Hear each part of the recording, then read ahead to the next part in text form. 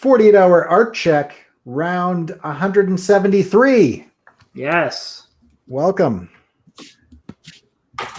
Yeah. So, yeah, it's another Monday. I feel like now that we're only doing 2 of these, the weeks are like speeding by. That's true. It does kind of go a little faster, right? Yeah, it's crazy. So, anything interesting going on with you guys? I just wrapped up my kid's 6th birthday party, and that was on Sunday. And so it was very late Sunday night because if you've ever tried to put a 6-year-old to bed after they opened a crap load of presents and they've had like overload all day, that's a fun one. But it was cool. It was a success. That's cool. Yeah, Mai did a lot of awesome setup and stuff. So yeah. Good. Yeah, that's awesome. Very eventful. Good stuff. All right, should we jump in? Yeah, let's rock. Okay, who wants to go first? I can go first. So let's see. I've just been piecing this together.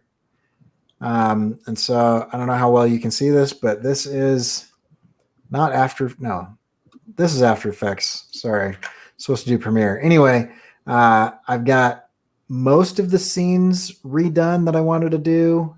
I've chosen a bunch of music that I'm considering purchasing and cutting up. I should be done this week. I should be done by Wednesday, but we'll see. We'll see how it goes this week because there's some semi-complicated stuff. But basically, yeah, it's doing what I want it to do, and it's looking pretty good. And the timing is a lot better. I sent you guys a second draft, which is, I feel like it flows a lot better. So nice. I've made some fairly significant progress, I think, since last we met. Yeah, I would agree. Just from the last thing I saw, it's also like easier to follow narratively. And I feel like you're kind of showing more key frames and more focusing more on the story beats. And I think that helps a lot. So really cool advice from your mentor there, I think. Yeah, I don't know why I just don't treat everything like a comic book, because that's, as soon as I was just like, if I was drawing this in a comic, what shots would I choose? It got a lot better, and it made it a lot easier. So I was just trying to do stupidly complicated stuff that didn't matter for some reason, and it just made it convoluted. So stupidly complicated can be really fun, though, and kind of addictive in a weird way. So it was fun to do. It was just a terrible result. So yeah, but anyway. So how about you, Josh? What have you gotten done last little bit? All right, so not as far as I'd like, but I think I am as far as I projected I would be. So let me just share this. I forgot to set up my share screen beforehand, but so if you see this, that's kind of where I'm at right now. Oh goodness. And now I'm basically have to just fill this whole crowd scene in the second panel. So that's what I'm going to be doing tonight, like pulling from a previous panel just so that I'm keeping my characters somewhat consistent, and then and filling in all those chairs. So fun stuff, but I feel like at least getting those chairs worked out gets rid of the majority of the annoyance of it, and then it should be interesting. But yeah, most of this weekend was just birthday stuff. So good old birthday stuff. So I did get a compliment like from somebody about like the fact that I'm looking a little better, I guess a little more physically fit. And I was like, hey, that's cool. That's new. So that was kind of nice. Yeah, that actually happened to me this week as well. Right? Yeah, it was kind of weird. My wife said, Are you getting abs? I was like, no. She's like, no, there's like a little more definition than there was. I was like, okay. But anyway, yeah. So it was kind of something. You got to take what you get. Yeah, I will. Little victories. So how about you, Scott? Yesterday, I basically just did a bunch of videos, not a bunch, but I think 3 videos. I did the one that I uploaded today, which was sort of a recap of a signing that I did over the weekend, like a draw-a-thon on Batman Day. So I uploaded that video, and then I did my Take Me to Your Leader Tuesday video, and also another one that I'll probably release maybe next week on procrastination. So I did all those videos, edited them, filmed a bunch of stuff and all that kind of stuff. That took a good portion of yesterday. And then did you procrastinate on the procrastination one? Because I feel like that would just be no, not so much. Very, Actually, very that meta. was one that kind of something sparked my idea to do that. And then I basically just, that was like one of the quick ones. Like, okay, I think I need to do a video on procrastination, and I'm going to get this thing done like pretty soon. So, ironically, no, it wasn't. And then I've been working on some sound effects for. I'm working on like a Japanese version of the comic toolkit. So actually, Josh's wife is helping me out with some of the translations on that. So I've been working on some, kind of making cool like visual sound effects and everything with that, onomatopoeia and everything, which is weird because I know what it's supposed to say, but I can't read it. But I know what the letters need to look like. If something is sort of like a zap sort of sound effect, but in Japanese, then it's got to have the little, sort of like the lightning bolt look. But I'm afraid that I'm going to mess up the actual characters because I don't know how far I can take it before it's illegible. But so far, it seems like I'm on the right track. So I've been working on that. And then let's see. I've also been working on a font pack. I got a new kind of. It's hopefully I want to release it like before October or very, very early October, like on October 1st or something like that. But it's kind of got a Halloween sort of theme to it. But you can use it for comics and everything like that. So I got the fonts all done.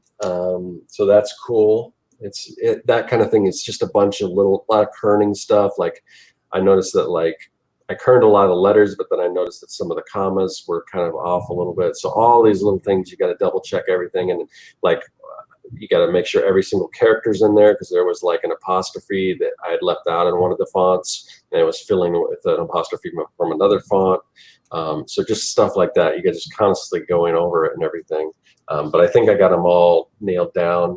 And then I've also been working on just trying to. I've got a few deals with the toolkit with some people that are going to do like bundle deals and things like that I'm trying to organize and do all that kind of stuff. So that's what I've been working on. Nice. Cool. That's awesome. Let's see. So challenges, normal stuff, nothing out of the ordinary. I do want to point out we've got people in the chats in the community that are also getting compliments on losing weight. So it's cool because we're all doing it together, which is rad. So that's awesome. Tonight I put my 1-year-old to bed, and then he went to sleep. And then I was walking by his room and I smelled poop, and so I had to wake him up and change his diaper and then put him back to bed again. And so all in all, the entire bedtime routine took like 90 minutes because putting a kid back to bed after they've already fallen asleep is fun. Yeah. So yeah, nothing out of the ordinary, but just normal little things that eat into the time. And then the biggest challenge I think is just mental. I've just been like, I'm at the end of this project, but I'm at the part where, at some point in time, because I'm not doing what you're doing, Josh, where I'm going like page by page. I could continue to tweak this project indefinitely for the rest of eternity. Some point in time, I have to say, you know what? This is where I'm stopping, even though I know I could make it better. There's kind of that law of diminishing returns where at some point in time, the amount of time and effort you put in is just yielding fewer and fewer results. Yeah. but you're still getting results. And so it's just how many passes am I going to do to polish this thing? And so that's kind of the mental game that's challenging right now is I could probably wrap this in the next 3 to 5 days, but I know that I could also spend the next 6 months on it. And so my plan is to wrap it this week, but the challenge is I have to kind of overcome that. You have to kind of decide, like, what is something I'm willing to turn a blind eye to because it's probably something that isn't going to bug most people or detract from the story, and what are things that are like still need to be fixed because they're still detracting from the storytelling or are glaringly bad. And it's a hard call because I'm so hard on myself, like a lot of artists. Yeah, I see all the flaws and everything that's wrong, and all of it eats at me. So that's kind of the mental game that I'm just walking around with this week, is just like, I want to spend another 6 months on this, but I'm probably going to wrap it this week. And I think it'll be good. It's probably one of the best animations I've done so far to date. And it'll look like garbage in a couple of years when I'm hopefully better. It's just kind of a weird place to be. So anyway. Yeah, I think it's succeeding in what it's aiming to do. I showed it to my wife. I was like, "Isn't this cool?" And she's like, "Wow, he really doesn't like publishers, does he?" I was like, that's a good take on it, I guess. I wonder if with this message I'm just shooting any possibility of anything in the foot, but or the head. I don't know, but yeah. So how about challenges for you, Josh? So yeah, I mean, just the balance thing. Doing that party with my kid pretty much took up like half the weekend and was well worth it. And it's like,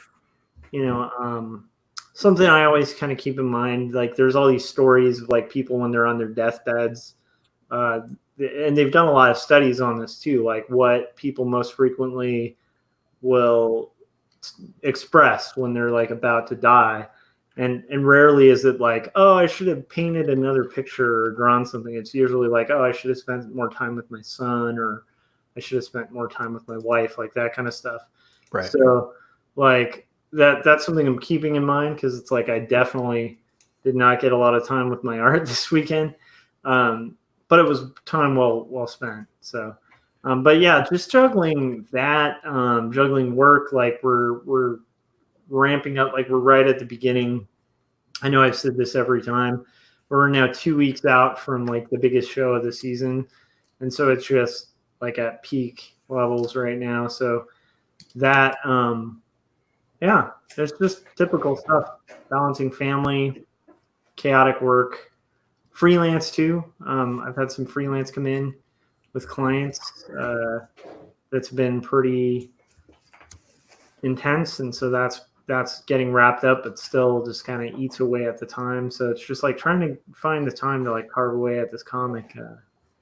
It really can be a challenge, Yeah. Even though it's not bad challenges. None of the challenges have been ones I would want to do without. So yeah, it's just all time consuming, but that doesn't make it bad. It just makes it time consuming. How about you, Scott? So let's see, challenges. I've been having an issue with the blob tool in Illustrator, and like most of my freelance work, I've been using that blob tool to basically create, kind of quickly, basically draw in vector, and it's just got this massive lag where no lines even show up until I lift my stylus off the Cintiq or whatever. So, and I don't know if it's some kind of an Illustrator update or if it's my stylus, but because I'm kind of using a broken stylus because my dog ate my good one. But I've in other software it seems to work fine. It seems to work fine for other tasks other than other tools.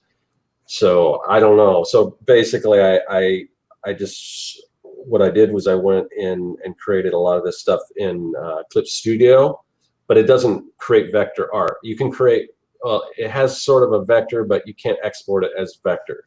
So basically, I mean, but those tools are awesome. So I mean, just drawing in there is just like, it's so easy and everything, just to create, you know, lines in Clip Studio.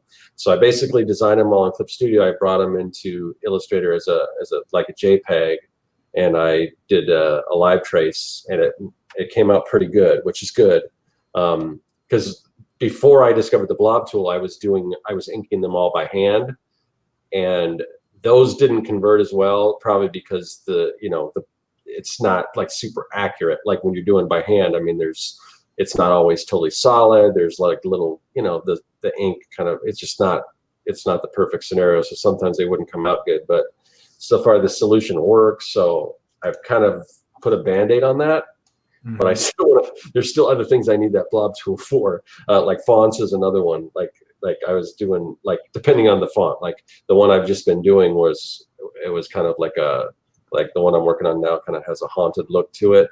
So I was kind of doing that, drawing that with the blob tool, and now that doesn't work for some reason. So I don't know. I got to figure out if I need to get a new stylus, which I probably should do anyway. See if that fixes it. If not, then yeah, I don't know why it's doing that. So that was kind of sort of a major sort of setback, and just, yeah, I don't know, just a lot of businessy stuff that, you know, has to be done, like trying to, you know, either negotiate deals or whatever, or just like upload files, and everyone's got different systems for these things with the toolkit. But you know, it's a good thing, but it just takes me away from being creative. So, you know. Yeah. So let me see if I can share this again for plans. I'll try to share the right one this time. Premiere. There we go. So in Premiere, I've got this whole thing kind of laid out, and the challenge for me is I am used to sharing everything, and I've been intentionally not showing the whole thing here. But like you can see, like right here, what I've got is I had one scene, just to kind of show you. I had one scene where it was just a single camera movement the entire time. It took forever, and it was super boring. And so now what I'm doing is I'm cutting that up with different camera movements. And so I can like focus on different things. And so I basically have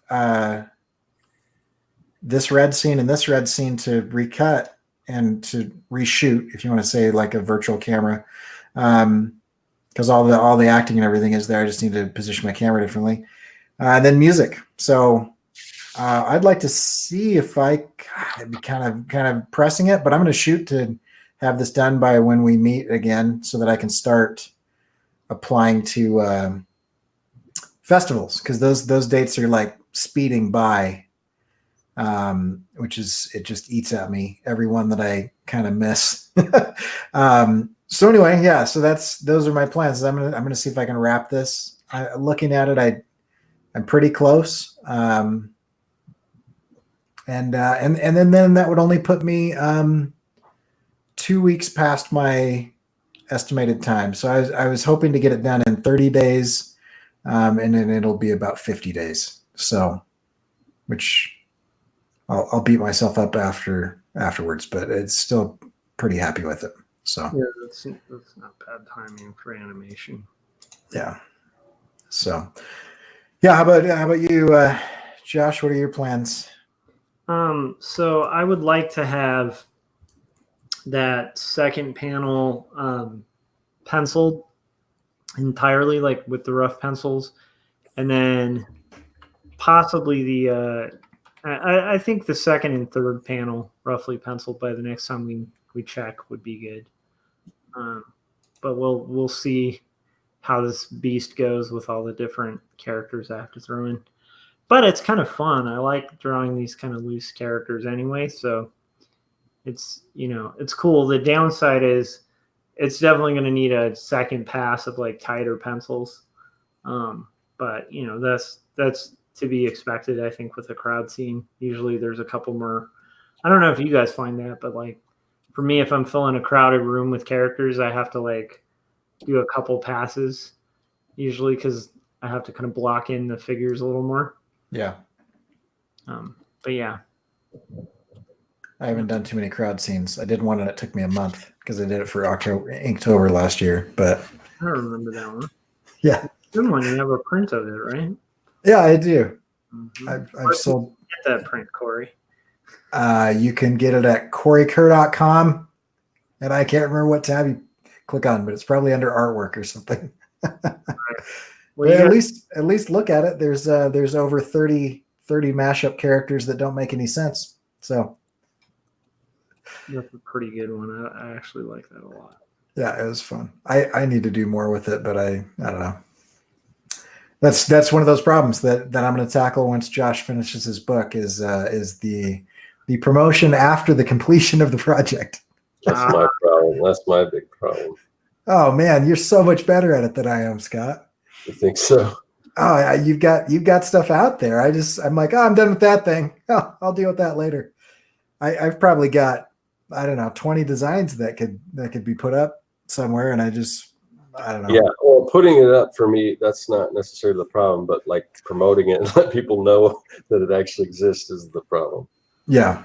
Yeah, I still have a whole like a few leftovers of those Monty Python prints from about a year and a half ago. Put them up on my site for sale. I'm like, I don't know. That's inventory. It's just sitting there dead. Yep. My copies of Numb too. Like I still haven't relisted those on Amazon so that I can sell them. I'm thinking of maybe selling them through eBay. But anyhow, there's a lot of stuff like that I kind of plan on tackling when this book is done. So we will hold each other accountable to that kind of stuff. Yeah, we'll do it for sure.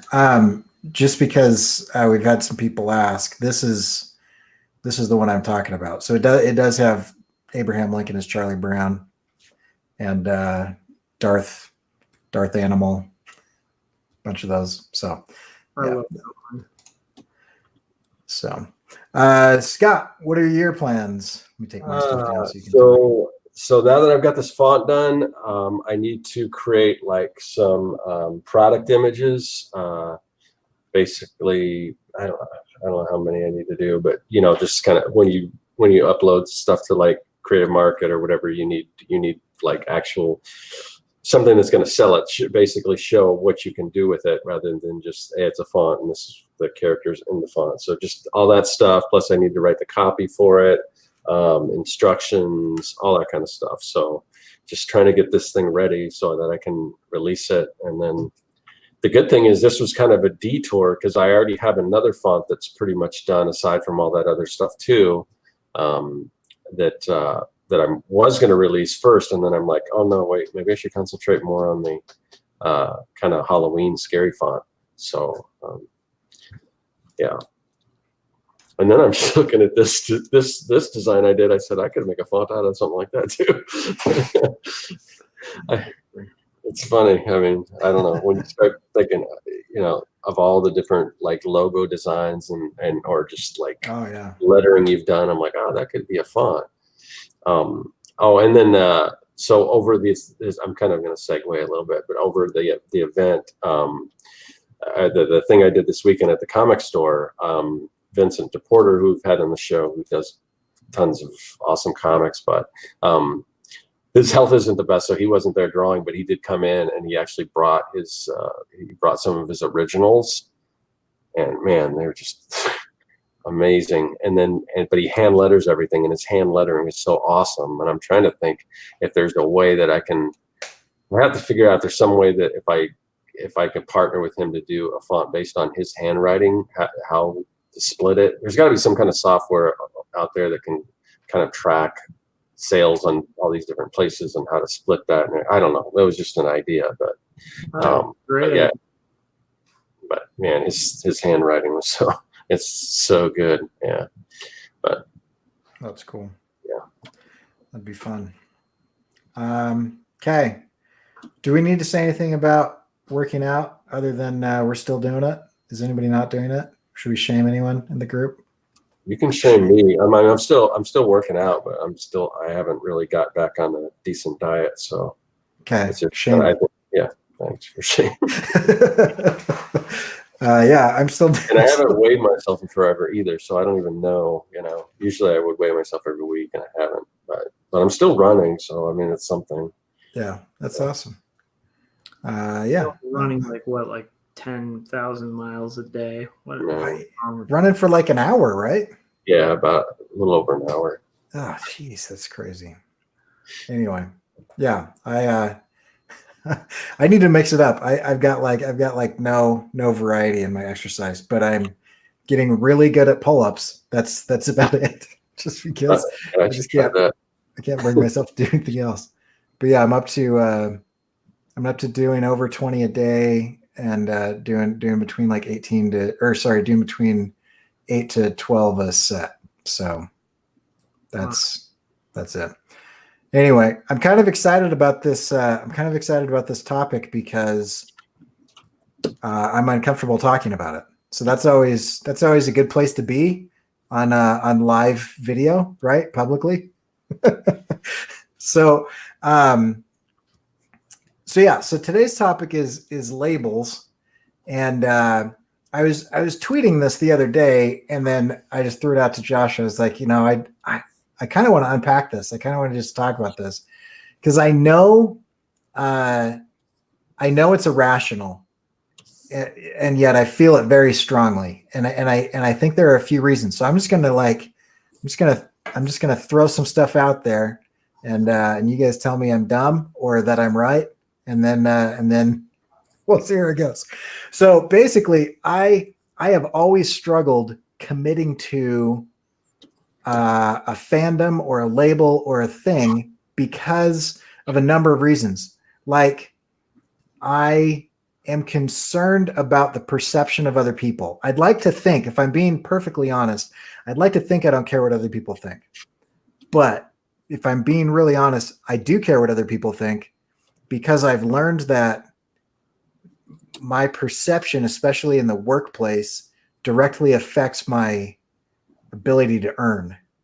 And so, I'd like to be this kind of like lone wolf guy that just does his own thing and everybody, I don't care what anybody thinks or whatever. But I've gotten raises based on making changes that are purely aesthetic. At one job, I stopped wearing t-shirts and I started wearing like suit coats, or whatever. And I started just dressing up a little nicer.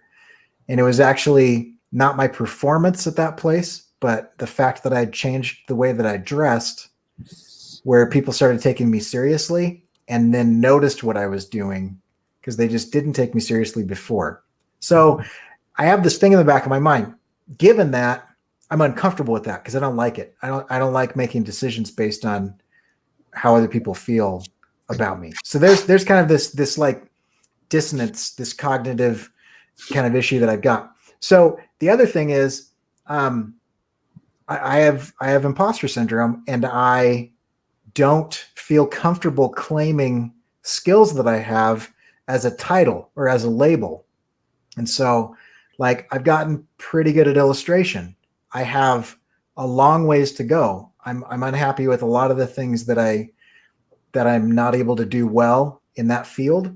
But if I'm honest, I know that I've achieved a certain level of quality, but I also am very aware of where I lack, and I'm also very aware of my peers and how much better some of them are at those things that I lack. And so I feel very uncomfortable saying I am an illustrator or I am a cartoonist or I'm a whatever. I just barely started learning animation, and there are people that have spent decades of their life and have Oscars and Emmys under their belt and work on productions that are known and do different styles of animation that I consider more difficult or more technically, in depth or whatever. So there's all of these things where I'm like, I feel very uncomfortable claiming that I'm an animator, but what I'm doing is I'm producing animation. So by definition, I am. So there's all of those things like this, that kind of side of it.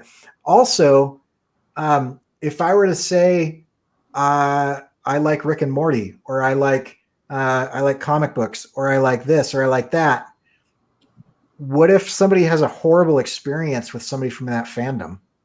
You know, or another thing is, I also like, I enjoy things, but I don't think I'm enjoying things at the level of the extreme fan, the very vocal fan of those things. I'm like, I like stuff, but I'm not sure if I can commit to being a fan of that thing to the level of some of the people that I see. And so I'm always a little worried about being like, like quizzed, or whatever. Like, I don't know, what Boba Fett's hair color is or whatever, like there's always some weird random, like, oh yeah, you're not a real fan if you don't know whatever. And I'm like, I just kind of like the thing, I enjoy it. I draw it sometimes and I like talking about it, but like, am I a true fan? So I've got all this stuff.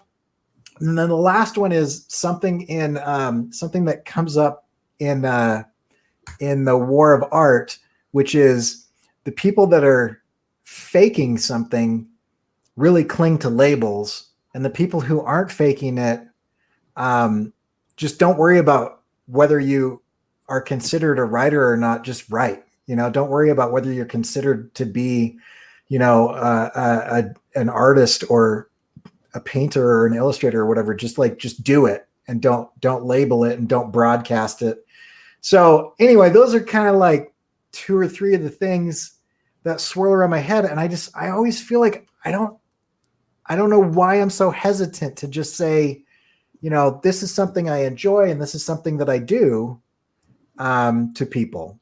And it's not that I don't do that, but I'm just very uncomfortable doing it. So I don't know. Does that trigger anything? Am I just nuts over here?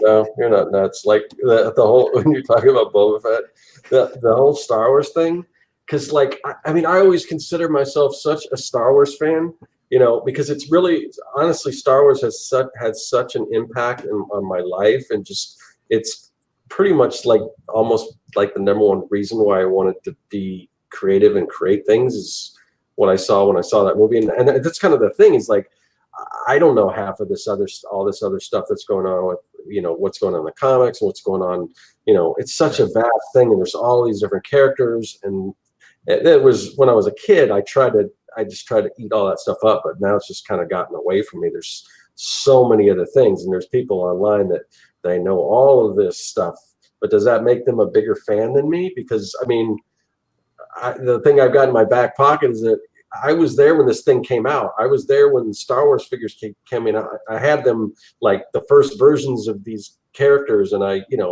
was there open. I mean, I don't think I was probably a little too young to be there opening day on Star Wars, but I remember seeing it, when it came out, and I was definitely there opening day every movie since then.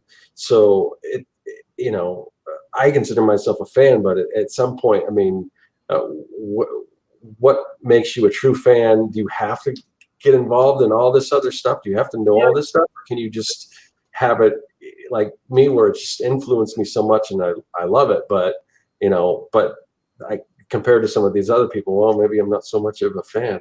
I don't know. I have like super fans that I think are so into the trivia, I almost wonder if they even like the thing they like.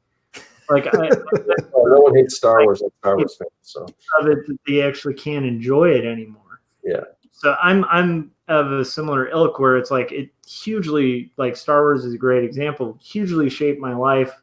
I remember piles of Lucasfilm fan club magazines, like lining our, like when my sisters and I used to like pour through those, and like combing the racks of like toy stores and being all bummed out that the only thing left was the Sand People figures, which back in the day, that's like one figure nobody would buy, which is weird. Oh, I love the Sandman. That was one of my favorites. Yeah, in retrospect, it's really weird that and like, yeah, anyhow, like Lando figures didn't sell too well either, and it's like those were always the backstock ones. And in retrospect, I'm like, Lando and the Sand People were probably some of the coolest characters.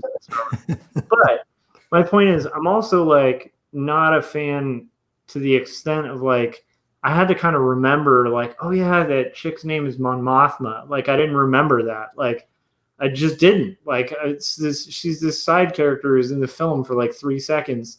It's like, I remember Porkins, right? But like, there's guys I just don't remember at all. Yeah. And the leader, it's funny that the leader of the whole rebellion is like, kind of this minor character in the, as far as the cinematic part of it that you actually see. Yeah. But anyhow, so that's, it's like, I get that. It's like, I'd call myself a fan, but would I call myself like a fan to the level of like, I used to mess with people who were like super fans. Actually, one of my favorite, I really want to buy this shirt, but there's a hilarious shirt that has the Enterprise and then it says Star Wars. Yeah. I'm like, I want that so bad. So that's kind of one of the things that I'm curious about is why do we feel like we need to equivocate or qualify, or I don't like that I do that, because I do the same thing. Like I'm why can't I just say, yeah, I like that thing? Like what am I afraid of? Like what am I afraid is going to happen? Is somebody's going to like come at me with some sort of nerd trivia or something, and I'm going to be like, I don't know, and then what? Then nothing happens. But for some reason, like I'm concerned. I don't know. The labels and the comparison is just weird. It's just weird. So I'm curious, do you guys, because I mean, this gets into the realm of like imposter syndrome, but I mean, like I'm around people at work that are significantly more educated than I am, or have, a lot more, prestigious background, where they worked at places that people recognize. You can say a name and they're like, oh wow, or whatever. And like I have a very like low key background. I've done a lot of cool things, but I haven't done them for anyone that anybody recognizes. And so I just wonder sometimes like about, and I think it's in the forefront of my mind because I've just started a new semester. And at the beginning of the semester, there's this weird, I don't want to call it a game, but there's this weird little dance where I'm not terribly interested in trying to convince the students how cool I am, but I do need them to understand that like I have some expertise that is valuable to them. And so there's this weird kind of like thing where I'm not interested in like recounting my CV in class or whatever, but at the same time, I do need to kind of like establish some level of expertise in some of the things so that they know like, oh yeah, this isn't just some random dude. This guy's like done it or whatever. But I'm always concerned. I never want to represent myself as being more than I am, or as bragging or whatever. And so there's always this kind of like weird, it's a weird dynamic at work, and I mean, I've been teaching now in December will be 6 years, and it's still a weird thing because you're just on display constantly. And there's also like this comparison thing where we go through, and I love that I work with people that are able to do this. We openly say, oh, you should go talk to Professor so-and-so because he's better at that than I am. Or you should go talk to Professor such and such because her experience, with her background is more towards what you're doing than me. And they do the same with me. And I like that I'm in an environment where it's not like hyper competitive, because I know a lot of educational places are like weird ladder climbing and politics and stuff, but it's still just an odd thing, like even just talking to the two of you guys. And I know every time I say stuff like this, you guys argue with me, but like, I don't feel like I'm in the same league, with like the type of clients or the number of years of experience or whatever. There's any number of things that I could either rationally or irrationally, like, take myself out of the three of us and say, one of these things is not like the other. And I don't know why I do that or what the point of that is, but like, that's something that's deep into the not labeling myself. Like if I say that I'm an illustrator, Josh is also an illustrator, but he's been doing this for like a decade plus more than I have, and has clients that people recognize. If I say that I'm an animator, there are quote unquote real animators out there or whatever. And I'm related to some of them that like make movies that people know. Anyway, so it's just, do you guys experience that at all? Or is that just, Yeah, I mean, right now I'm kind of thinking about that because I'm working on this course, this YouTube course, this Making Comics 101. And I'm like, hey, am I really somebody who can talk about making comics? I've never worked for Marvel. I've never worked for DC, but I've created comics. I know enough about comics, and I love comics, and I create my own comics and everything.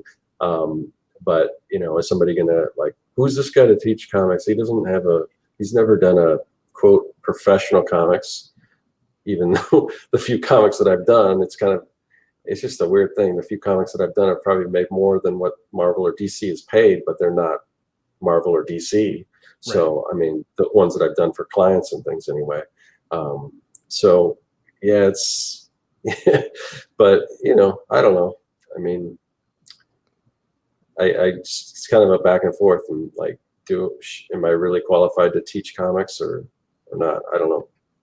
So like, to me, like something that comes to mind is kind of one of the points in the War of Art, which is this idea like that there's a lot of people who will kind of walk around and call themselves writers, but they don't write.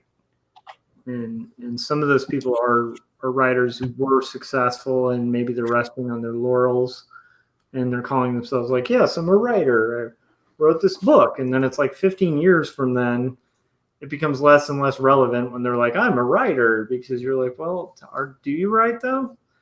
Because like, if I were a carpenter like 20 years ago, I probably wouldn't introduce myself as a carpenter today unless I was doing carpentry, right? yeah. Or if I were like a plumber back in the day and then I moved on to a different line of work, I wouldn't be introducing myself as a plumber to people. So anyhow, the gist of it in the War of Art was like, you call yourself like a writer when you're writing. So like you earn the right to call yourself a writer by writing. And if you wrote today, cool, you're a writer, right? That's the big entry to the secret club. And I'd say the same to like, illustration or cartooning. It's like, if you are actively cartooning, you're a cartoonist. And if you're getting paid to do that, then congrats, you're a professional.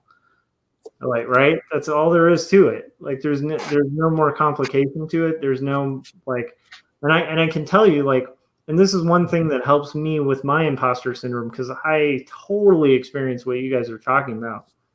I've talked about it before, but the first time walking into the NCS, National Cartoonist Society, like in LA, I just felt completely out of place. I was like, there's guys that have directed Disney films. There's cartoonists who do like comics that are like, YA comics that are bestsellers and stuff. And people who've won like the Caldecott, like really huge laurels and stuff for these people. But what's weird is nobody in that room's like judging other people based on that, because the thing is, like, no matter who's publishing you, it's not going to mask your talent.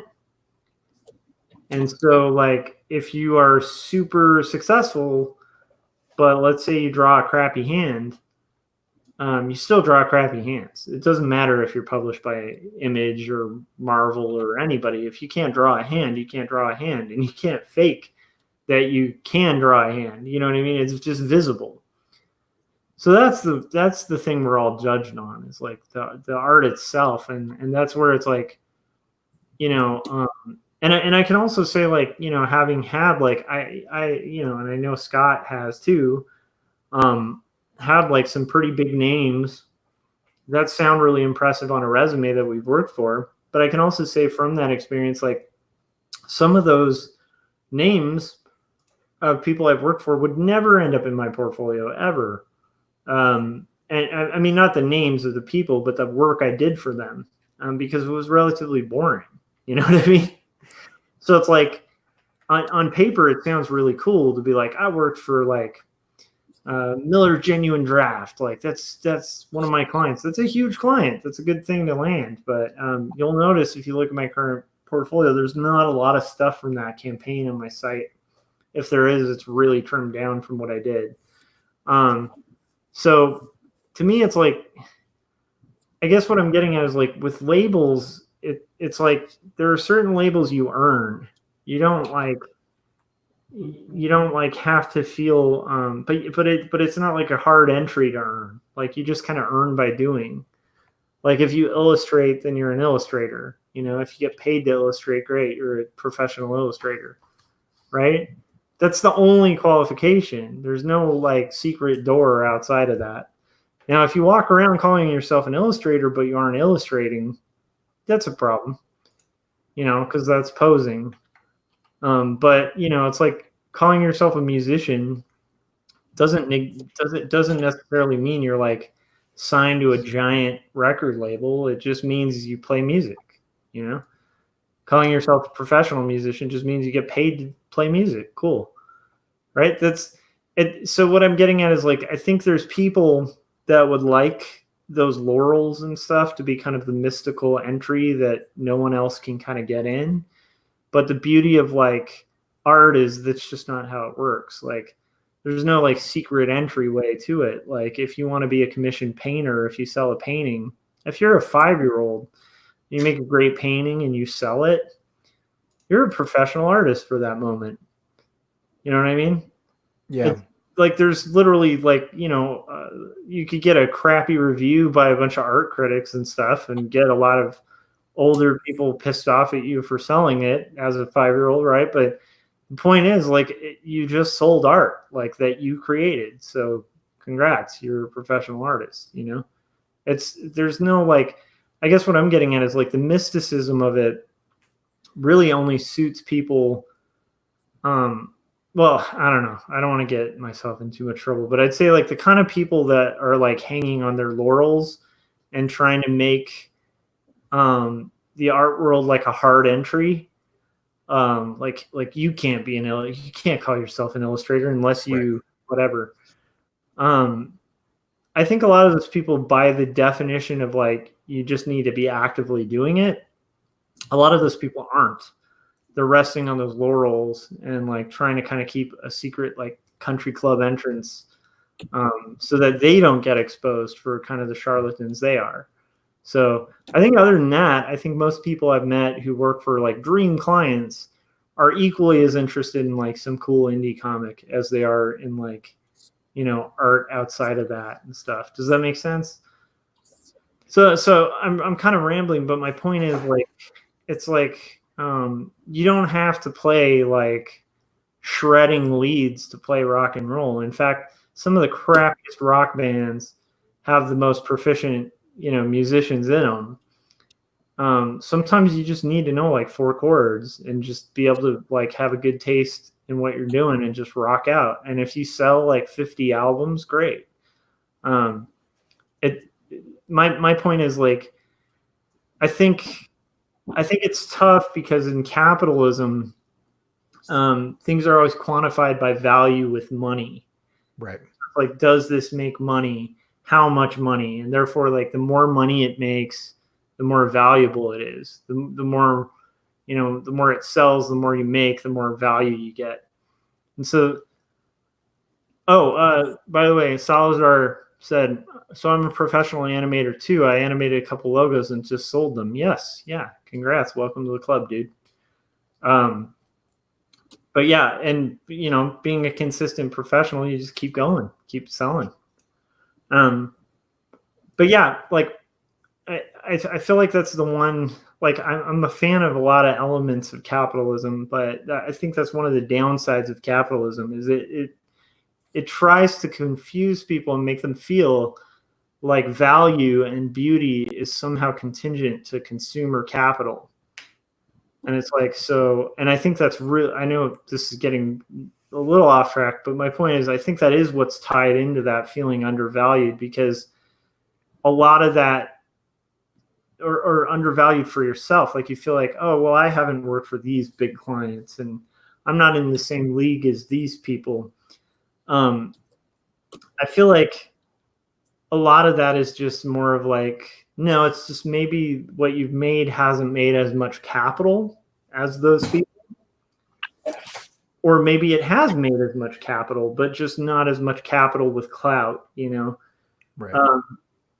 And to me, that doesn't signify value at all. I've met plenty of crappy illustrators who got great gigs, you know, and I've met plenty of brilliant illustrators who got like the short end of the stick and never got gigs. And then, like some who like never found work, like they just still to this day can't get that first client.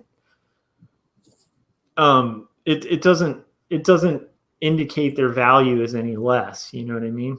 And Yeah. I always feel like this is something I used to tell early illustrators and designers. If you're starting to feel intimidated, like to call yourself an illustrator or to approach clients, just take a walk through your local grocery store and, you know, look at everything that has illustration there. And I guarantee you're going to find something that has a worse drawing than your own skill that somebody got paid to do.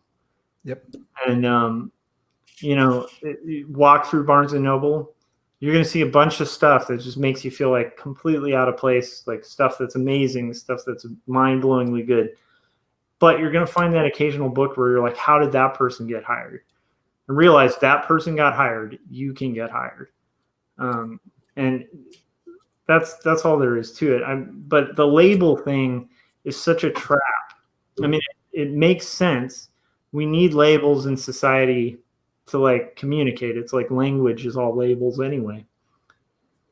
We're making these weird sounds to differentiate from the sounds, right? We need those linguistic, you know, things to be able to communicate. So part of communication is labeling, and labeling is really important for communication, but don't let the communication become a trap for like what your significance is as an artist, you know, or as a human being. And also don't be fooled. And this isn't to us, but it's for anybody like listening. Like if you feel like you're on a college campus and every professor there is a genius, you haven't been a professor. There's a bunch of human beings who took a lot of extra classes and a lot of them got higher education. And there are a lot of really brilliant people, but even some of those brilliant people have really stupid ideas. There's a lot of people with great degrees with crap for ideas, and vice versa. There's a lot of people with no degrees who have brilliant ideas. And there's a lot of people with a lot of bad ideas that have some great ideas that exceed the best ideas of the smartest minds. So it's like, don't let those labels like, you know, pigeonhole you or make you like feel less than. And yet I while I'm saying all that, I catch myself doing that all the time. Like the NCF, like I said, I still feel out of place there. I still feel like I pulled a fast one. Somehow I snuck in. Right. You know, I kind of feel like one thing that makes me feel a little better is from talking to other people there. I feel like they feel that way too. Yeah. Yeah. And that's one of the things that, you know, like if you just if I get stuck in my head too much, then I realize that, or I start to just, you know, you start like huffing your own fumes and you just kind of like, you're not thinking straight. When I step back and I logically go through it, I understand that, you know, the emotion of imposter syndrome, the illogical nature of it, the math just doesn't add up. You know what I mean? But I don't know. It's an interesting thing with labels, because I think labels have a weight to them, and I'm often very uncomfortable with the weight. Like I'm often, I think I'm very concerned about being misunderstood as a communicator, and I'm very concerned about being miscategorized as well. And so it's just a really interesting battle, because, you know, like often it's like when somebody asks you, this has happened to me a number of times, I'm sure it happens to a lot of people.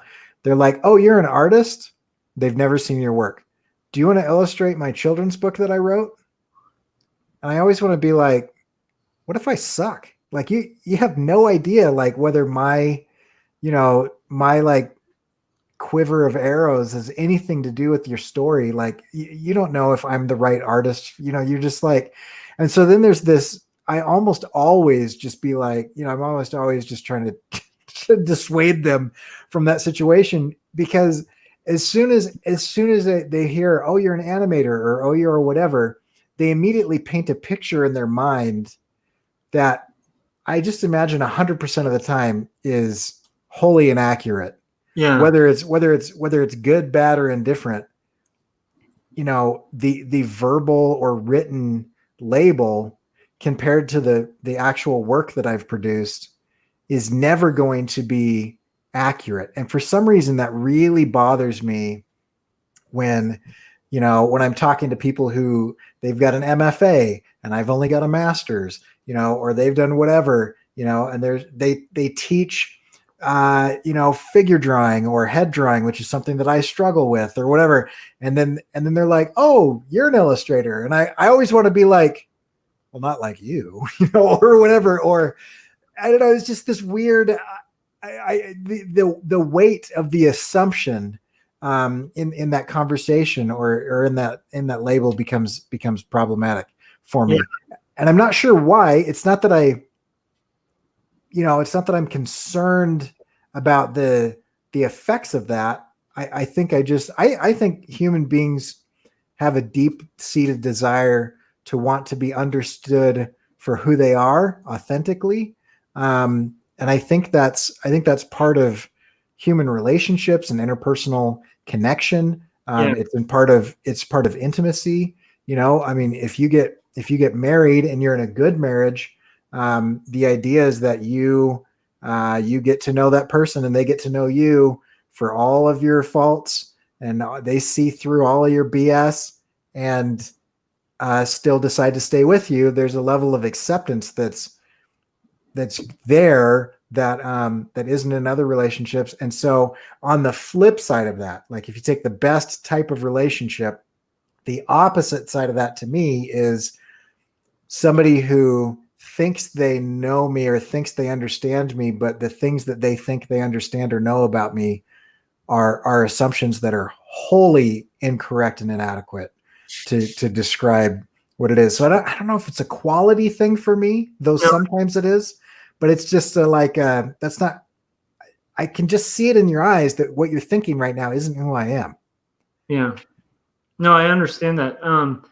I think one thing that I think you're touching on is like, it's kind of unavoidable because it's like inevitably people have a false perception of things. And I'll actually use this recent party I had for my 6-year-old as an example, because there's this guy, Chris, who's the parent of one of the kids that my son is friends with, and he's a brilliant guy. He's like a engineer who has worked on he helped design a bunch of aircraft that's in the Smithsonian, and he was like one of the key guys, like not the guys doing the little components. He was doing like the big vision stuff of working at the aerodynamics and stuff of this thing. And anytime I get that guy in a room, I think he gets annoyed with me. I don't know. He always talks to me and we get along, but I always feel like he's getting annoyed with me because I'm like, oh, you designed spacecraft. Let's talk about so tell me about the space shuttle. Tell me about all this stuff. And I'm like, I'm just making these assumptions based on the idea of you're an engineer, you worked on weird, cool, top secret aircraft stuff, and you understand weird stuff about physics that kind of melts my brain a little bit. So let's talk about all of that stuff. And he can kind of touch on some of it, but I can definitely tell there are areas where he's like, that's way outside of my expertise, Yeah. And it's I jump to a lot of conclusions based on that because in my mind, somebody doing that and then training test pilots, that's a whole different thing. And I associate it with all this weird stuff that probably is not at all factual to what it is. I have a cousin who is an engineer at NASA, and I do that to him all the time. Yeah, right. I'm like, so there's this thing, and he's like, yeah, you're talking theoretical physics.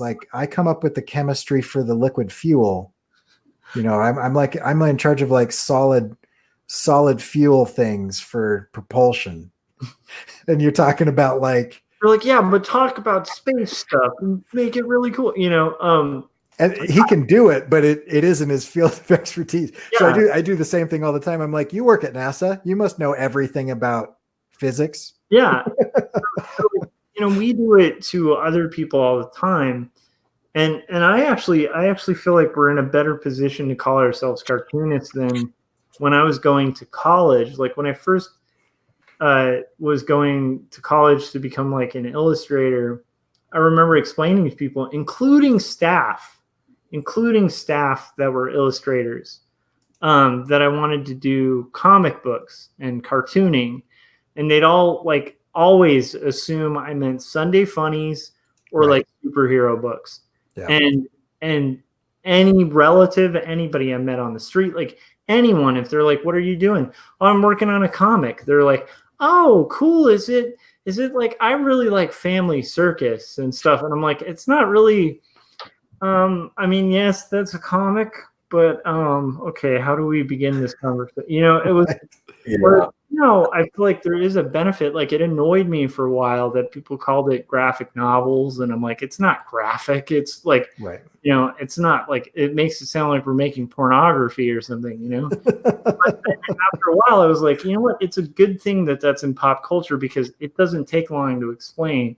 I'm working on a graphic novel, and rarely, I don't get that as often where people are like, oh, that's great. I love Spider-Man. Yeah. Unfortunately, with the movie popularity, it's starting to come back in vogue where people are like, a graphic novel? I loved Avengers. And I'm like, Yeah. See, the thing about like we're talking about labels. See, I really don't like the term graphic novel. It's not that I dislike it, but I like the term comics better. And to me, it's like there shouldn't. I don't think there's anything wrong with comics, but I understand why people sometimes they'll use the term graphic novel because, like you said, I mean, it just has a different connotation than comics, even though really they're the same thing.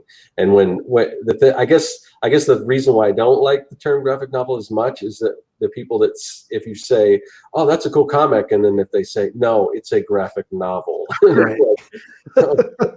See, and I don't want to be associated with those people. No, I don't want to be those people, but I do really appreciate a term that helps me bypass the explanation if I can. Yeah, no.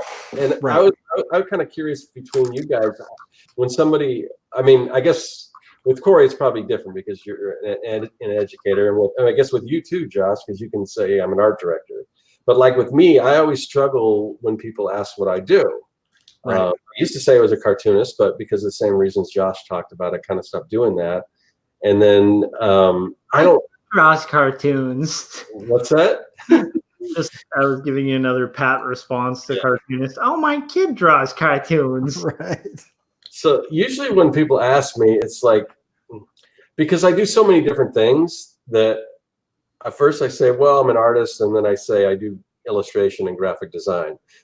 Because hopefully between those three things, somebody will know what one of those things are. Because if I just say I'm an artist, that's just too vague. And then they usually think, well, you're not actually working. and then but if you say illustrator, not everyone understands what illustrator is. So I don't know. I mean, that's kind of what I go to, but I need something better. I don't know. Yeah, and like and you hit on a point that is huge for me is that like for you, you are a freelancer, right? And I don't know if you identify as a freelancer or whatever, but you are a full-time self-employed individual who's making 100% of your income, and you're living well, and you're paying your bills, and it's just as valid, if not more valid and more impressive than somebody who's got a day job. But I always hesitate to talk about that because people who don't have any work and are unemployed will often call themselves entrepreneurs, or it's like a business owner doesn't call himself an entrepreneur. He's like, I'm a business owner. I own this business, and somebody who's actually a freelancer can often get confused with somebody who's like, I hope I have clients. I'm a freelancer. And that's what their LinkedIn profile says. And that's one of those things where it's like, like there's no way that Scott Circlin should be put in the same category as somebody who's never had a client that's paid more than $30 for something, No, that's a fair point, because I remember this is when I was in the peak of like doing in-house freelance or out-of-house freelance illustration, and that was like my full-time job. And I'd meet people who'd be like, I'm a freelance illustrator too, and I'd be like, oh, cool. And then I'd find out they make like $100 a year and they're living off of somebody else's income. And I was like, oh, well, that's different. Really, we're not really doing the same thing. Like, it's like, it is a weird thing, but then, like, here's the thing that I kind of feel like, though, this is why I always double down calling myself a cartoonist. I feel like it's kind of on us as cartoonists, as illustrators, as graphic designers, in these fields that have so often been kind of like made fun of by like fine artists and by like kind of snarky people. I think it's great to just double down and be like, I'm a cartoonist. Like, I call myself a cartoonist, and I know a lot of people who do autobio comics that try to avoid that type of terminology just because it might kind of turn off the elite or whatever. But to me, it's like, screw the elite. I'm a cartoonist and I'm doing an autobio comic about faith and mental illness. Try to digest that. All right, good luck. Yeah. I'll see you guys next week. Like, I think proudly kind of owning some of the labels, like kind of in the way punk rock did. It's not like punk was something they came up with themselves. It was something they were being called initially, and then they were just like, yeah, I'm a punk. It's like, I think there is kind of a joy to owning some of the labels. And similarly with freelance, I've heard a lot of people make arguments against using that term. Like, freelance makes it sound like it's free. There's a lot of stuff like that. But I think a lot of it's just explaining what freelance is. And then the people who are faking it, like people who are fake entrepreneurs, once you have somebody who's a legit entrepreneur, who's like, I'm an entrepreneur and I started this business, and they kind of start explaining it, you're like, oh crap. Like, an actual entrepreneur is a little different than like, Bob down the street who, wanted to start a oil sales company or something. I don't know. I was trying to think of. It's the guy. I always think of the guy in Baby Mama who was really disappointed when they came out with the iPhone because he had that idea. It's like, yeah, sure he did. So did 500 other people who are never going to do anything. So here's an interesting thing, right? I on the flip side, just to argue with myself and like fully come out as a crazy person, I found it very liberating to finally claim some of these labels. Yeah. Like, and so I don't want anybody to think that you're not allowed to. I think the only person who's not allowed to call themselves something is the person who doesn't do that thing. Exactly. But if you do it and you do it really poorly because you're still learning, I think you can still call yourself that thing. And that's where it gets a little messy though. But like, as soon as I claimed that, as soon as I was like, yeah, I'm going to claim an illustrator. I'm going to claim that label. It's when people ask me what I do, I'm no longer, because I used to say I'm a creative, because I felt like that was like the least committal thing I could do. Like, it's so vague that either they're not going to ask, because I was kind of like a jack of all trades. I was a mile wide and an inch deep. I didn't specialize in anything, but I was moderately proficient enough in almost every type of media that I made a living at it. I was able to earn, average to good money doing, above average stuff and everything, but not really excelling in any particular field. And so just describing it as I'm a creative, they would kind of be like, oh, that was a weird answer. I don't know what to do with that, or whatever. Yeah. But as soon as I started like, I'm going to set out to do this thing. I'm going to learn how to draw, I'm going to start this comic. I'm going to learn how to draw. I'm going to move forward with this thing. I went for months still equivocating and watering down a stake in the ground that I had committed to. And when I finally said, and at the time I was significantly worse than I am now. Because I was starting like everybody is, that you're always bad when you start by definition, right? That's just, yeah. So I said, I finally started saying like, yeah, I'm a comic book artist. I'm an illustrator. I'm an artist. I draw things. As soon as I started owning those labels, it opened up for me. And it was really interesting. So Kayla has a question here. Great. I get a bit of client work here and there, but I have yet to call myself a professional because I don't make much. How much money does someone have to make to be considered a professional? And I know that I'm going to disagree with what Josh is about to say. So I'm going to let you say it first. And then I would say talk to a tax guy because it's not much. Yeah, that's true. The IRS is going to consider you a professional. You're a professional. So yeah, and that's a low bar. It's what, like a couple $100 now. Yeah, I think like after you've made about $500, you have to report it. So, and I think it might be lower now, like $250. So. Yeah, I think it is. I think it is lower.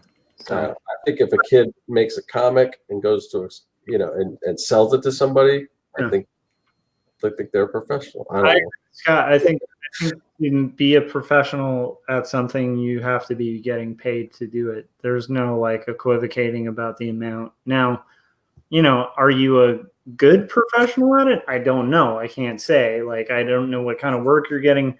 Are you well, successful and professional? I think those are two different things while we're talking about labels. So, I mean, and here's where I'll weigh in and say, as somebody who teaches communications at a university level, I don't like vague terminology, and professional is meaningless to me because there are so many different ways that it's not a clear communication. So someone hears, I'm a professional, they could be meaning I get paid to do this for a living, but they could be trying to communicate, or the other person could understand, oh, there's a certain level of quality that I'm going to receive because you just used the word professional.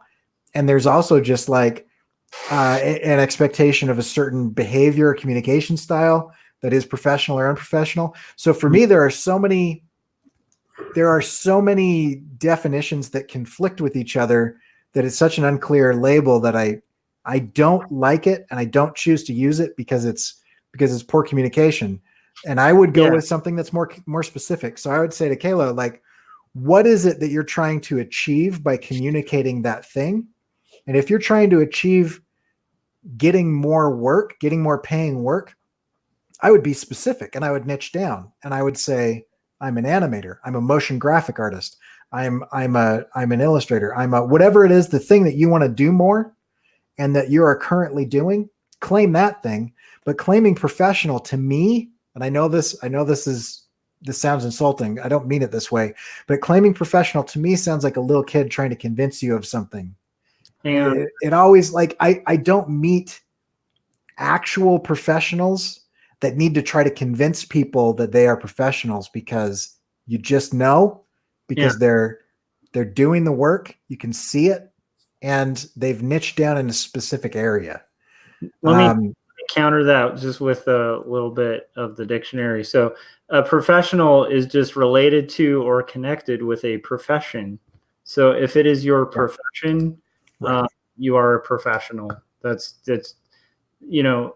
generally a good way to kind of term it. So but I agree with Corey in the sense of like, if you're claiming professional and you've done like 3 tiny jobs, when you get into the weeds with that client, that potential buyer, if they find out like you're calling yourself a professional, but you've done like 2 or 3 small paid gigs, they might be like, oh, you're faking, Right. And so I would agree with that as well. And also it can like have the illusion of somebody walking around being like, I'm a professional, look at me. I'm the most honest person I know. Just ask me. Yeah, I never lie. Trust me. You should really trust me because I'm it's just, I think she doth protest too much. I agree. I always quote that wrong, but yeah. So, and I think a lot of people are in that boat. I would consider myself in that boat. I don't make like, the illustration society. I think there's an illustration society out there, and, to be a member of the illustration society, you have to earn a certain percentage of your income from illustration to even be considered as a member. I don't meet that threshold. and so by certain standards, you could kind of eliminate anyone, and they're trying to rule out, somebody who, well, I made $50 on 5 jobs last year. And so, I want to be part of the society or whatever. They're trying to say, no, we need people that are making, more than 50% of your income, or whatever. And I think it just goes back to, does it matter and what are you trying to achieve? And that's why I think this whole thought process in my mind bugs me, because I don't know why I do it, because I don't care. It doesn't affect my bottom line. I'm not making any more or less money. I don't know why I have this mental battle with the whole label thing. I don't know. I don't know what it is about that. I don't know. And things that I don't understand, they just bother me. So I think I don't know. I just think, I think that's why I did that. Well, but if you're struggling with it, I would look at what are your goals and what are you trying to communicate?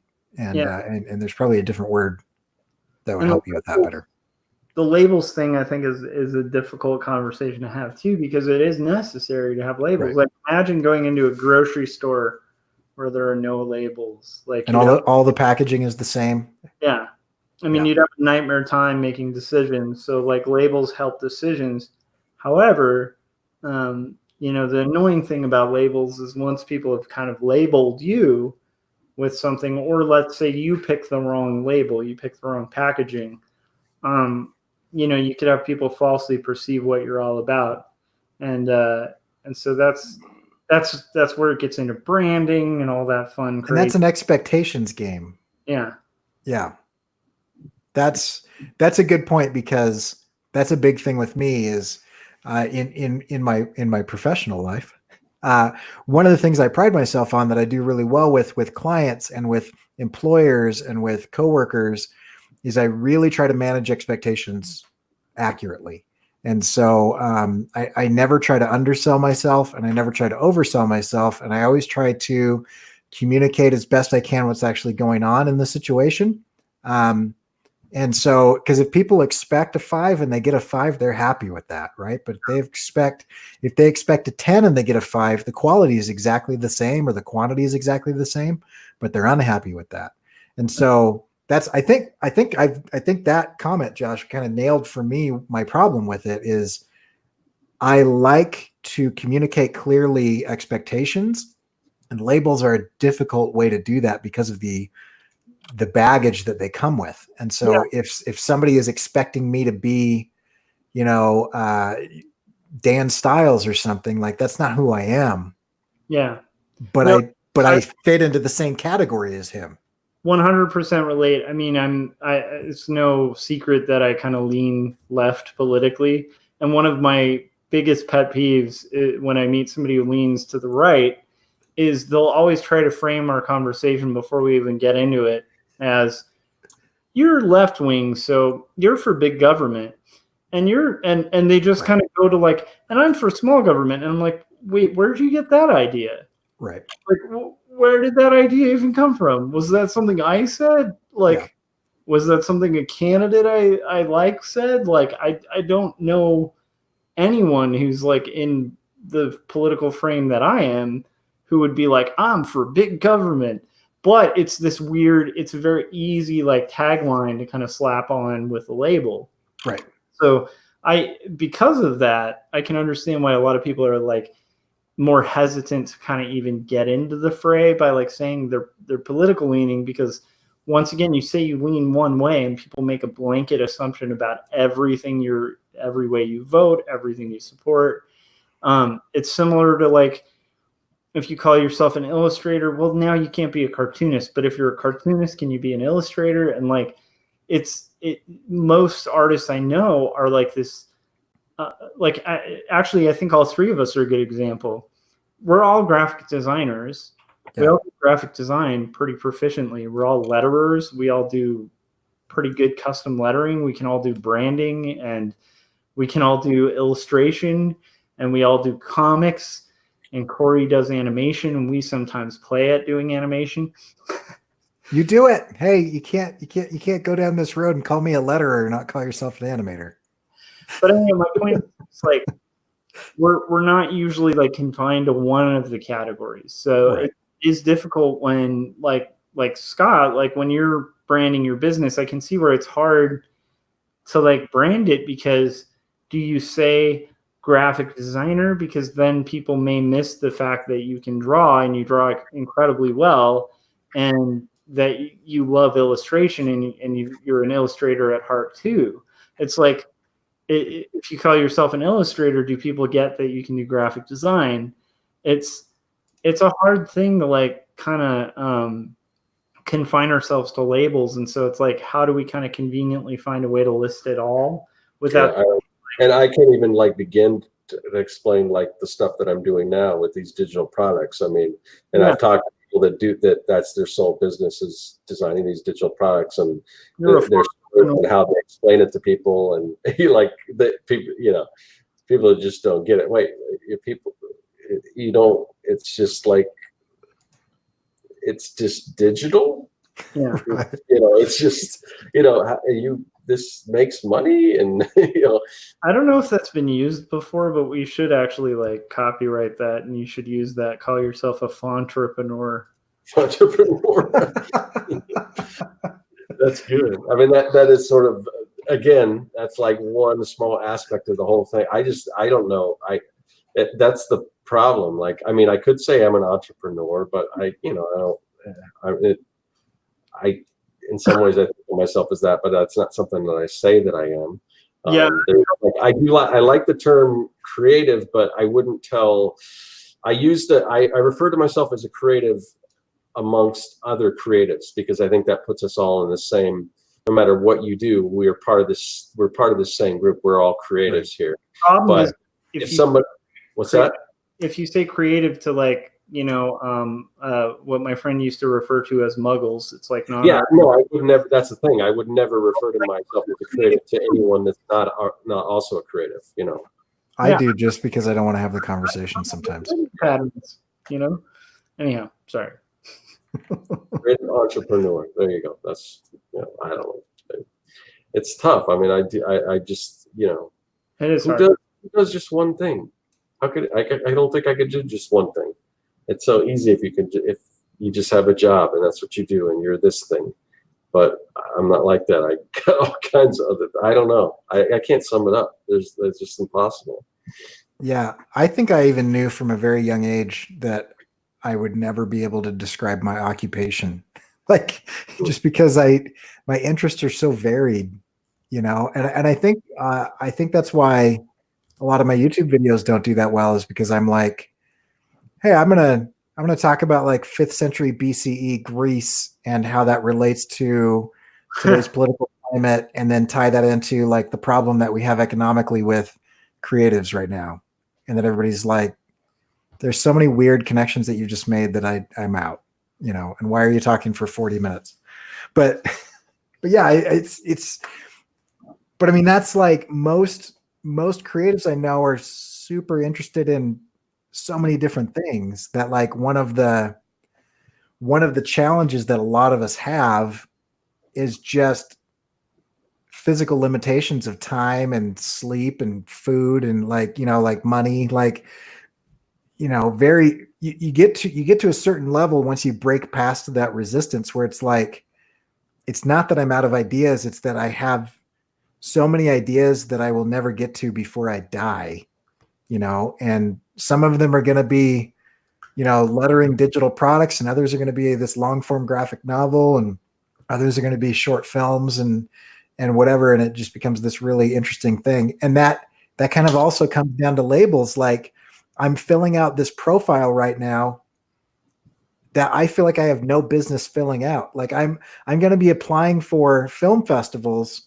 where there are, quote unquote, real filmmakers who have real credits, and this is what they've gone to film school, and this is what they've dedicated their life to. And I'm going to throw my 50-day animation in there, and I learned how to use After Effects last year. I taught myself. So like, I'm in there and I'm like, I'm looking at all the titles that they're like asking you to like give yourself a title. This is where this all came from. I'm realizing I was filling this out last night. I'm looking at this and I'm like, Am I a producer? Am I a director? And am I an animator? I don't know. I did everything in this thing. Yeah.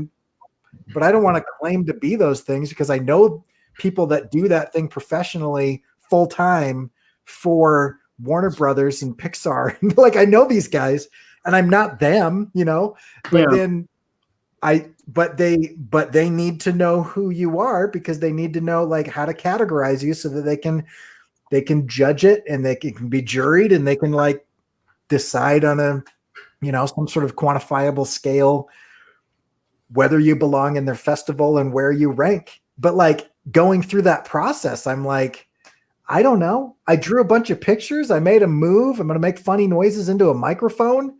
What do you want to call that?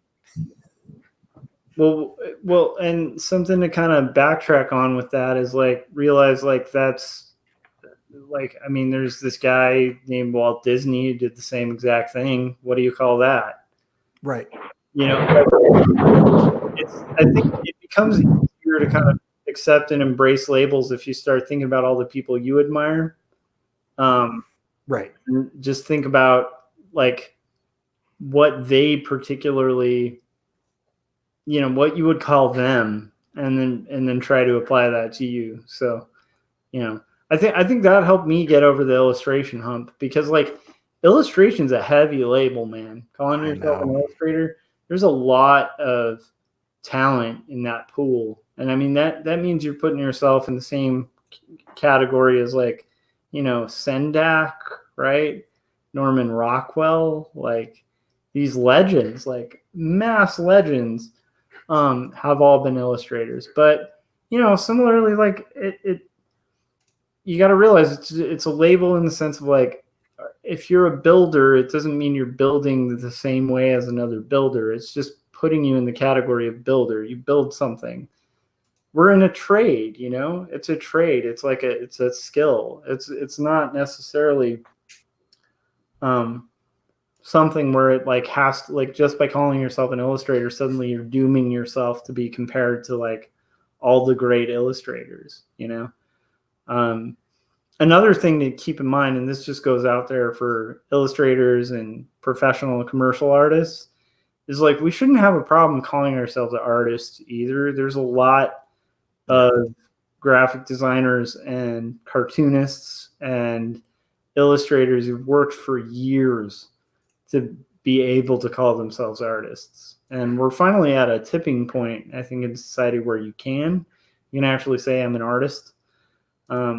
And I think that's a good thing. So I'm not sure what's happening with Scott. I think there's like some kind of craziness going on in there. Maybe the dog or something. I don't know. He's muted himself. There was this huge thunderbolt. It was the loudest one I've probably ever heard. And it was just like, I kind of wish I had the mic on so you guys could have heard it. But I heard part of it. It was like loud. No, thunderbolt. It sounded. I was like, the first one you heard. This last one that just happened when my mic was muted. It was like it sounded like it was just right on top of me. Man, Crazy. Was it very, very frightening? It was light. Oh man. Well, I don't know that we're going to solve this one. Yeah. We've definitely talked about it for a long time. It's a good one. So yeah. So I guess to wrap this up, I think try to get comfortable with whatever works for you and keeps you making stuff, because the labels don't matter as much as the things you're doing. Mm-hmm. And I don't know, when I get really dark and I get into my own head too much, I try to remind myself, not in a prideful way, but just in you spend a good 15 to 25 hours a week unpaid doing this thing. You can call yourself whatever the heck you want, so I just try to keep in mind, what I'm producing and what I'm doing, affords me the right to claim whatever, and that's fine. I think it's abnormal. I think about, I talk to my students about this. The only difference between incredible and exceptional people and the rest of us is that exceptional people choose to do exceptional things, Yeah. They're not, for the most part. I mean, there's the occasional like weird genius or whatever, but for the most part, exceptional people happen to be normal people who have chosen to do exceptional things. And it's an exceptional thing to spend your free time sacrificing and making stuff. Yep. And so if at any point in time I get into my weird downward spiral, I remind myself like, at least I might have played too many video games last week or whatever, but at least I did play, at least I didn't play 50 hours of video games last week. And I actually spent more time producing something than I spent entertaining myself. So there's that. Yeah. And I agree. I would just reiterate too, just the point of, even if you are hung up on labels, earn your labels. Yeah. And so like use it as a motivator. If it becomes demotivating, then just get rid of it. Who cares? Call yourself a unicorn. I'm just bringing that back, but it's a specific industry term now. Yeah, but anyhow, call yourself whatever you want. Yeah. If the labels get in your way, but if the labels are a good motivating factor, like for me, I take pride in calling myself a cartoonist because there's such a great history of cartooning, and I feel really fortunate to be a part of it. And I feel like I'm a part of it, but I don't think I'm a part of it unless I'm earning that part. I don't think I have to be published by like Random House tomorrow to be calling that title. But I do sure as hell, like today, if I didn't cartoon, I would not call myself a cartoonist for the day. That's something I intentionally set out, and you guys can kind of see like Corey, when we had your friend on who was struggling to write. Yeah, I was talking to him today. Yeah, we were doing like the drill with him, like the kind of like motivating drill. And I think one of the main questions was like, and one of the things we were reiterating to him was like, if you want to call yourself a writer, you have to be writing. Yep. So if you wrote today, you earned that title. But if you didn't write today, don't call yourself a writer. And I'm a big fan of that. So I feel like tomorrow, if I decide to take a day off, great. But I can't call myself a cartoonist that day. And that works for me. I'm not saying that works for everybody. Yeah. But I feel like embrace the title and the label as long as you're doing the work. If you're not doing the work, then you're not in the trenches. And I feel like, just be a consumer, Right. Yeah. And that's fine. Be one of those crazy fans that makes me uncomfortable to be part of the fandom that you're a part of. It's okay. So, just kidding. So, Scott, where can we find your stuff? You can find me at circworks.com. I also have a Patreon now, so you can find me on Circworks at Patreon somewhere. I think there's probably a banner here or something. I've got it. It's up. Oh, okay. Yeah. So, that's where you can find me. Cool. And Josh, where can we find your stuff? You can find my stuff at joshuakemble.com, and you can also check out Quarterly Stories at quarterlystories.com. That's my story about faith and mental illness that I handwrite, hand letter, and hand ink, and then hand to you, hopefully someday in print, maybe soon, because I have about 2 pages left to finish. And then you can also check it out at tapas.io by searching for Quarterly Stories. And that's the way you should read it if you're reading it on your phone or your Android or iOS device. And while you're there, subscribe, because that helps me get new readers and stuff. So, yeah. That's awesome. And you can find my stuff at CoreyKerr.com. And it's killing me that I can't show you guys my animation right now because I really want to. But you can find older stuff that I did a couple months ago on there. And if you want to check out how we're doing this and stream like we stream, you can go to CoreyKerr.com/48HR, and you'll see a little link at the top. We're using Stream Deck. There's a free version that's pretty slick. There's a paid version that we've been trying out now for about a month, and we like it. So it's pretty good. Yeah. And I've got I don't know how you pronounce that, but a Ko-fi or Kof. I think it's coffee, but it's Ko-fi. Kofefe? Yeah, that's what it is. I don't know. It's a thing where you can leave me a tip or something. I don't know. I'm trying out this new thing where if people want to throw me a couple bucks, I'm going to give them a way to do it. So that's on there. You can check that out. Anyway, this is great. And yeah, so label yourselves however you guys would like. And we'll see you guys in a couple days. Go make stuff so that you can justify it. Word.